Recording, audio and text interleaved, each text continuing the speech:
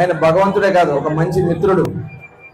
బాలకృష్ణుడు చిన్నపిల్లలు ఏ రకంగా అయితే అల్లరి చేస్తారో, మరి ఆ రోజు వెన్న కోసం ఆయన చేసినటువంటి దొంగతనాలు ఇవన్నీ కూడా మనం చిన్నప్పుడు విన్నాం. అలాగే ఒక మిత్రుడిగా మరి ఆ అటుకులు తీసుకెళ్తేనే అతని పాదపూజ చేసినటువంటి ఒక గొప్ప మిత్రుడు. అలాగే ఆయుధం పట్టకుండా మరి ధర్మాన్ని కాపాడటం కోసం సపోర్ట్ చేసినటువంటి వ్యక్తి.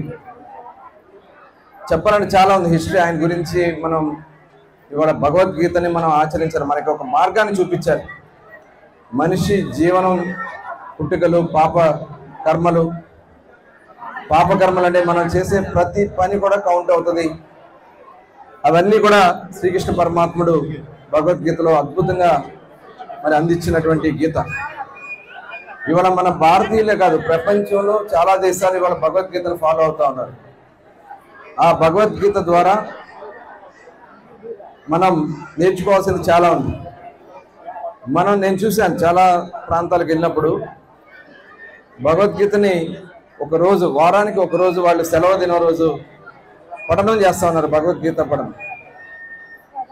నేను దుబాయ్ వెళ్ళినప్పుడు, కువైట్ వెళ్ళినప్పుడు వాళ్ళకి శుక్రవారం సెలవు ఇస్తారు. ఒక చిన్న ఇంట్లో అక్కడ ఉన్న మన వాళ్ళందరూ కూడా అక్కడ చేర్చుకుని వాళ్ళు అక్కడ భగవద్గీత పఠనం చేస్తూ ఉన్నారు.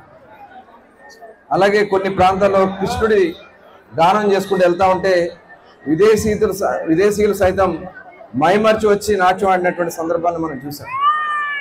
మరి అటువంటి గొప్ప భక్తి భావాలు కలిగినటువంటి ఆ శ్రీకృష్ణ పరమాత్ముడి జన్మదిన వేడుకలు మన మచిలీపట్నంలో ఇంత పెద్ద ఎత్తున ఇవాళ చాలా ప్రాంతాల్లో ఉదయం పూట గోపూజ చేసుకుని, అలాగే చాలా ప్రాంతాల్లో శ్రీకృష్ణ పరమాత్మునికి పూజలు చేసుకుంటా ఉన్నారు.